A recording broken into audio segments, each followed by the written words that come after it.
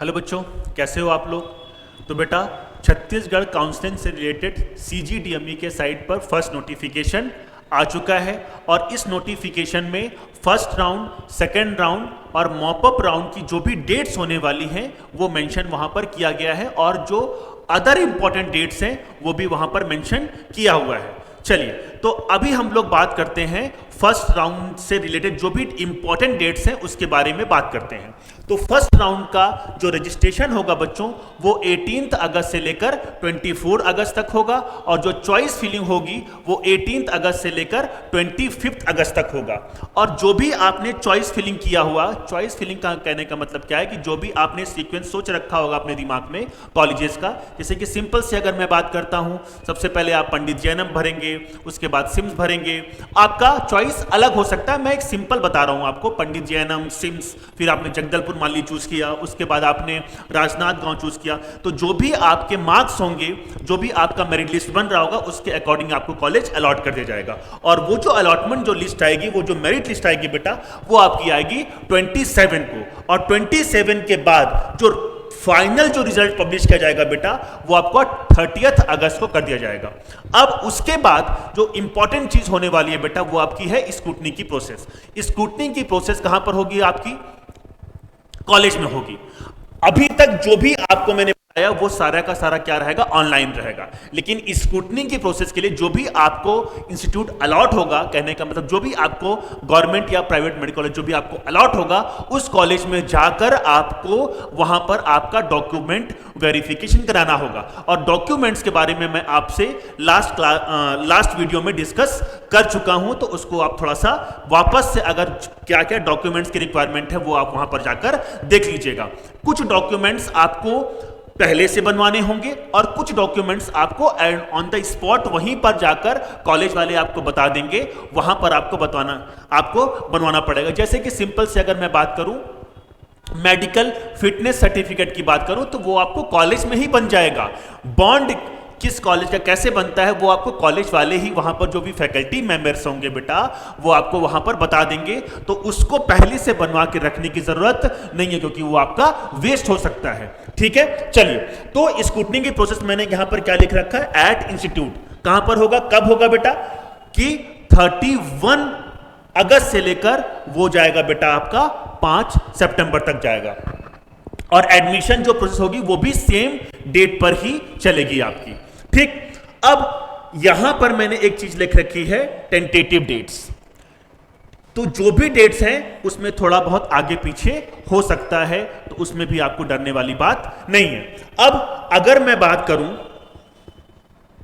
कि choice filling करने के बाद, देखिए, जैसे कुछ बच्चों को, देखिए, अगर आप ऐसा सोचते हैं कि MBBS कॉलेज अगर आपको चाहिए और या तो गवर्नमेंट मिले या प्राइवेट, तो आपको चॉइस फिलिंग बहुत अच्छे से करनी है और रजिस्ट्रेशन बहुत प्रॉपर तरीके से कराना है।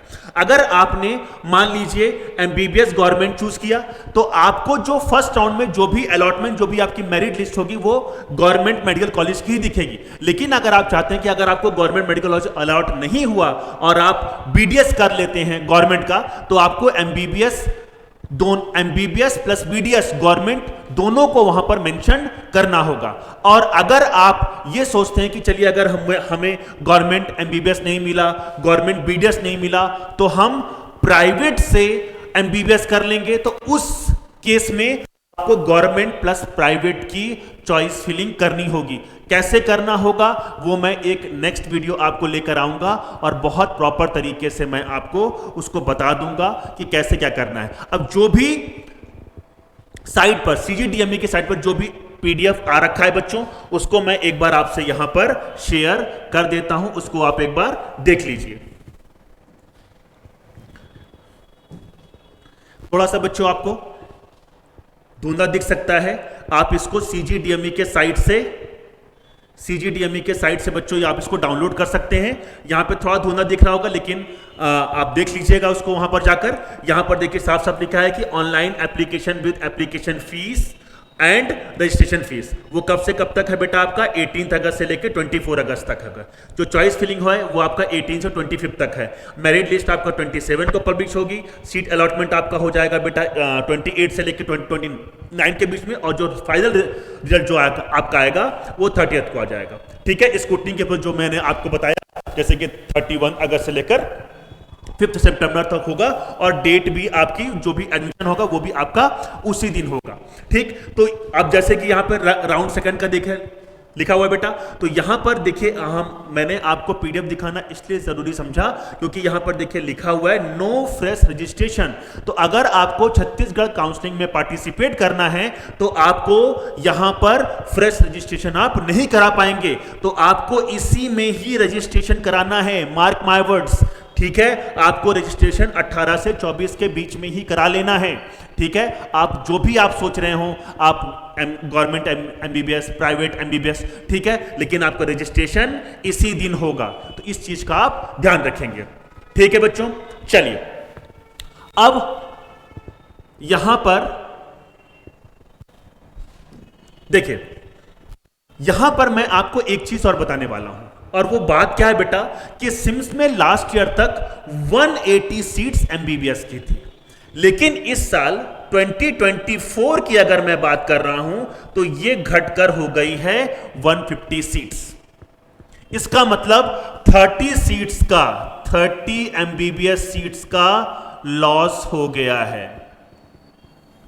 30 एमबीबीएस सीट्स की जो भी बेटा वहां पर कुछ हुआ होगा, सिम्स मेडिकल कॉलेज में जो भी इंस्पेक्शन होता है तो वहां पर जो मापदंड होते हैं 180 सीट्स के लिए वो एनएमसी ने नहीं पाया होगा, तो उन्होंने 30 सीट्स को वापस से उनको उसकी मान्यता नहीं दिया। आप इस तरीके से समझिए कि 180 सीट्स की मान्यता पहले थी, लेकिन इस साल 150 सीट्स की ही मान्यता होने वाली है सिम्स मेडिकल कॉलेज में, जितना मुझे अभी इंफॉर्मेशन मिल रहा है। ठीक है, तो इस बात का भी ध्यान रखिएगा कि हो सकता है कट ऑफ थोड़ी और ऊपर चली जाए। ठीक है, और जो मैंने कट ऑफ बताया था बच्चों उस पे ही स्टिक रहने की जरूरत नहीं है, थोड़ा ऊपर नीचे हो सकता है बच्चों। होपफुली जितने भी बच्चों ने मेहनत की है उन सबको हमारी तरफ से बेटा ये है कि आपको एमबीबीएस की सीट मिले या जो भी आपके ड्रीम्स हो उनको आप फुलफिल कर पाएं। लेकिन बेटा आपको रियलिटी में रहने की ज़रूरत है, और रियलिटी में रहने का मतलब क्या है कि अगर आपको लग रहा है कि उतने आपके नंबर नहीं हैं और तब भी आप छत्तीसगढ़ काउंसलिंग का वेट कर रहे हैं और हवा में सोच रहे हैं कि अगर आपको कॉलेज मिल जाए, तो ऐसा बेटा मिरेकल जैसी कोई चीज़ नहीं होती है। तो आपको नीट 2025 के लिए पढ़ना स्टार्ट कर देना चाहिए। अब मैं आज तक सारे बच्चों को, जितने भी बच्चों को मैंने पढ़ाया है, मैंने आज तक सबको जूलॉजी पढ़ाया है, लेकिन इस साल से बेटा मैं आपको जूलॉजी प्लस बॉटनी दोनों पढ़ाऊंगा। जो एकदम कोर बॉटनी होगा जैसे कि मॉर्फोलॉजी वगैरह, मैं कोशिश करूंगा कि कोई हमारे जो सर हैं वो आपको पढ़ा दें। बाकी जो जेनेटिक्स वगैरह होगी वो सब मैं ही आपको पढ़ाने वाला हूं। ठीक है, तो सिंपल सी बात है बेटा कि आप इस चीज को ध्यान रखिएगा। वैसे मेरे एक कलीग हैं, मैं उनको रिक्वेस्ट करूंगा कि वो पढ़ाएं बॉटनी, लेकिन अगर सक्षम नहीं होते हैं तो फिर मैं आपको बॉटनी भी पढ़ाऊंगा। ठीक, अभी मैं जूलॉजी के 2 चैप्टर्स स्टार्ट करने वाला हूं 11th और 12th के लिए। अगर मैं 11th के बारे में बात करूंगा, अच्छा जो भी बच्चे काउंसलिंग में पार्टिसिपेट कर रहे हैं उनके लिए वीडियो पहले ही खत्म हो चुका है। ठीक है बच्चों, मैं ये वीडियो जो आगे मैं बना रहा हूं ये उन बच्चों के लिए है जो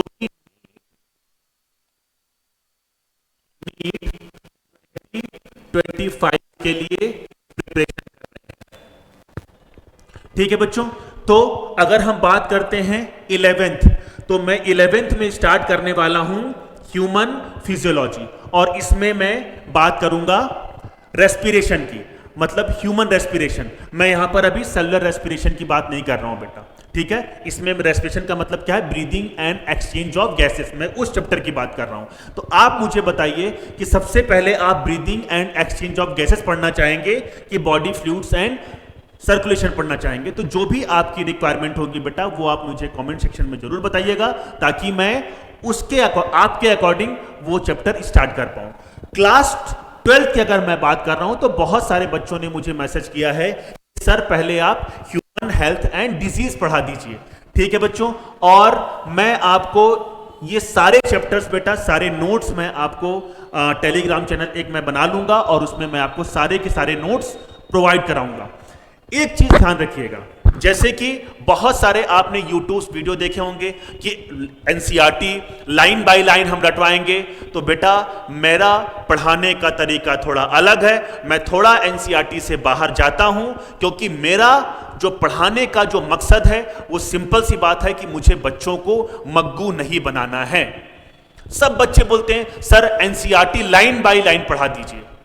बच्चों आप अभी रट लेंगे एनसीईआरटी को, ठीक है, लेकिन बाद में जब आप एमबीबीएस पहुंचेंगे या जिसके लिए आप फाइट कर रहे हैं बेटा, तो ये बात आप मान के चलिए कि वहां की जर्नी बहुत टफ होती है। अभी मैं सिर्फ आपको डरा नहीं रहा हूं, मैंने उस जर्नी को जिया हुआ है, तो मैं आपको सिर्फ और सिर्फ आगे की फ्यूचर की जो भी चीजें होती हैं वो उससे मैं आपको रूबरू करा रहा हूं। तो ये बात ध्यान रखिएगा कि जिस बच्चे के दिमाग में ये है कि sir NCERT line by line, बेटा कुछ आप भी तो मेहनत करो।